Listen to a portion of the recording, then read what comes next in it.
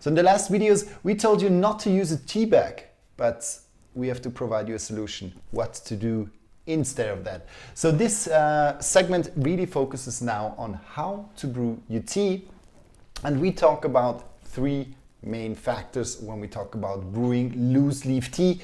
One is the temperature, one is the time, and one is the water leaf ratio. So we talk about these three things, and then I'll go into the brewing and then tell you a little bit what you have to look after when you're brewing a tea or a Japanese green tea.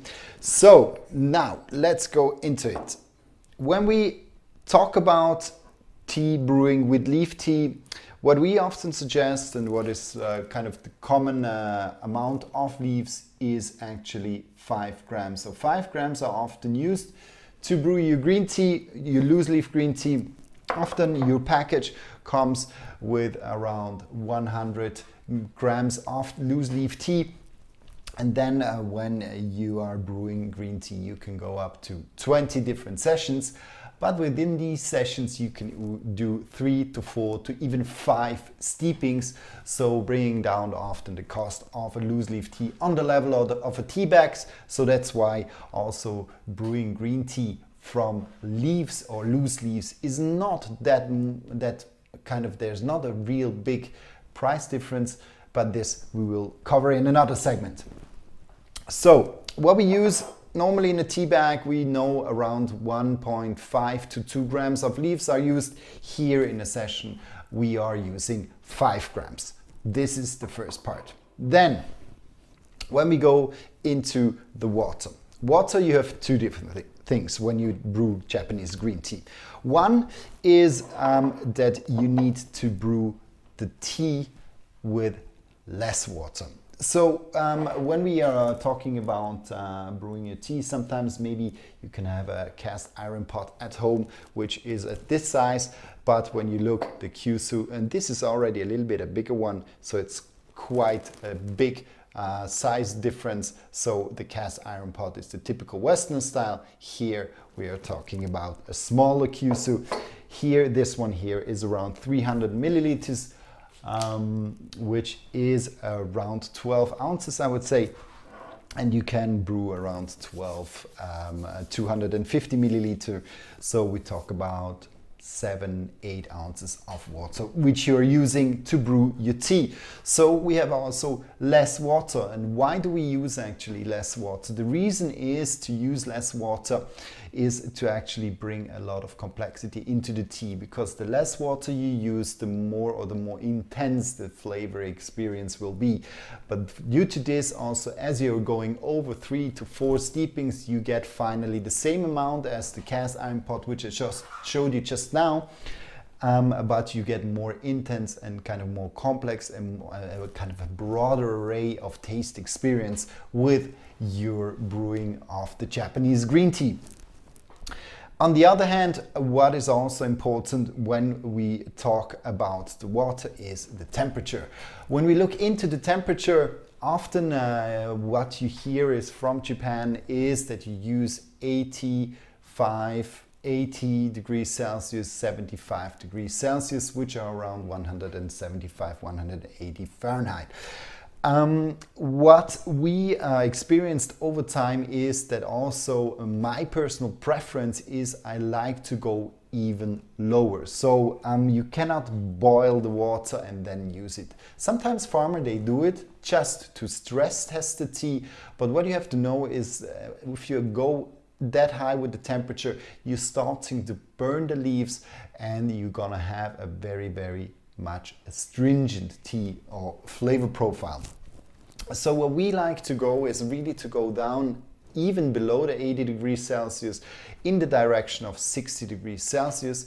What I brought here with me today, 60 degrees Celsius water, which is around 140 Fahrenheit. And the reason is that as soon as you mount with the temperature, so as soon as you go up with the temperature, you will start releasing more of the catechins, which are the bitter particle, the more astringent particle in the tea. So you will have a more bitter taste experience the hotter the water. With 60 degrees also you have more of the amino acids. So we talk about the sweeter particles, L-theanine, one of the big kind of compounds in the amino acids within the green tea. This is then released at a lower temperature. This is also a reason why low temperature brewing or even cold brewing are less bitter or less astringent than a hot brewing. That's also a reason why some people like to cold brew tea, that they don't get the astringency, and the most kind of the biggest part is really the sweet part going into your tea water. So we like the 6 degrees Celsius, and this on the temperature is very important. Then on the brewing time, often you have longer brewing times with whatever infusions you have, or even with black teas, which can go up to 4 or even 5 minutes of brewing.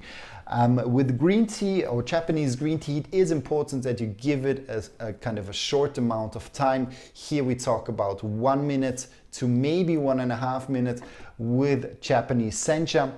Gyokuro, which is kind of a special, a little bit more of a higher grade tea. This one here, you can go up to 2 minutes, 2.5, but not longer. But as long as you're staying with the standard sencha tea from Japan, just give it 1 minute to 1.5 minutes. That's fair enough. Also, Gyokuro, you can brew it a little bit shorter. It depends on the strength of taste you want.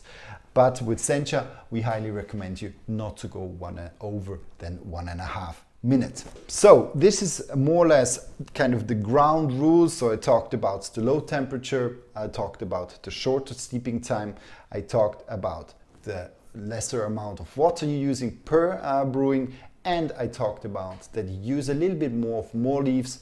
So we talk about, depending on the tea bag which you're using, to the double, a little bit more than the double of tea leaves that you're using. Good, but now let's go directly into the brewing. So I brought here with me a kyusu, so a Japanese teapot, which is actually a metal strainer. It is made for fukamushi, so deep steam tea. You can see it goes around, the metal strainer goes around. I personally like this a lot, as it allows really to brew your tea quite easily, and sometimes for some tea, as the fukamushi for example, so the deep steamed, the tea leaves can be quite small and they start to clog a normal teapot. That's why I personally like this one here, but there are different ones, and this I will definitely explain you in another segment. Good.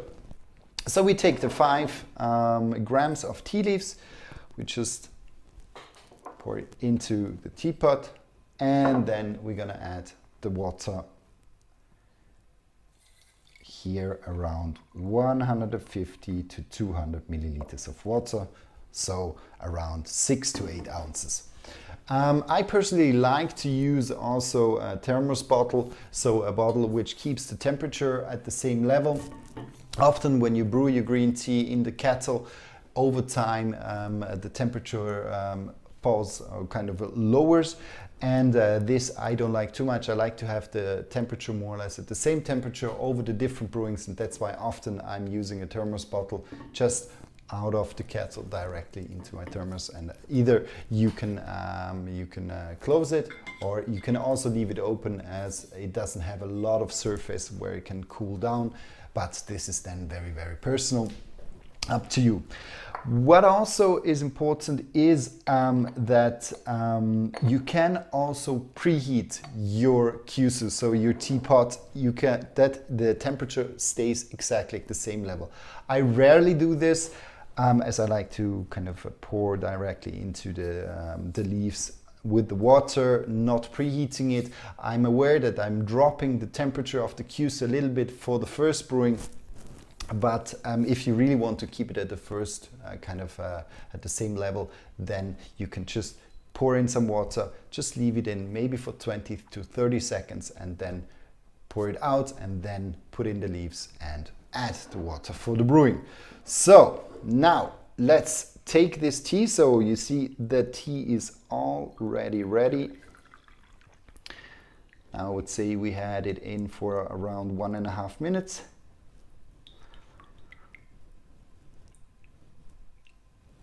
And we're here. Also, always look that you get out all of the water.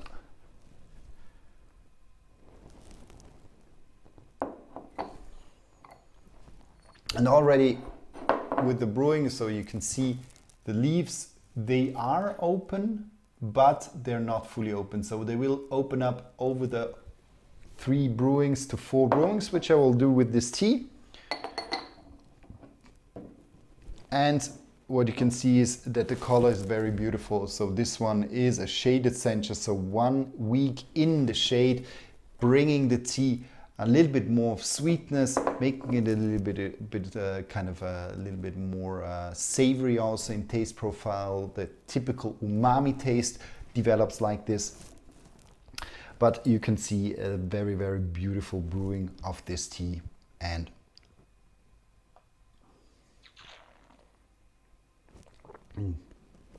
in terms of taste, I have a lot of banana peel, I have a little bit of pear, I have a little bit of sweet apple, which I get. So it's triggering a lot the sweet side of the tea. And this is very important when you're going down with the temperature. When you're pushing up versus the direction of 80 degrees, so 175 Fahrenheit, you're pushing more also a little bit more the vegetal side, so it's a little bit more grassier, but also a little bit more stringent. When you're going more in the direction of 60 degrees, which is still a kind of a nice warm kind of brewing. If you like it very hot, then rather go in the direction of 80 degrees. But if you kind of want it hot but not too hot and bring out most of the sweetness, then 60 degrees is a perfect, and it's also my favorite temperature. Good. So this was a short segment about the brewing. I hope you like this one here. So let's go to the next one. Cheers.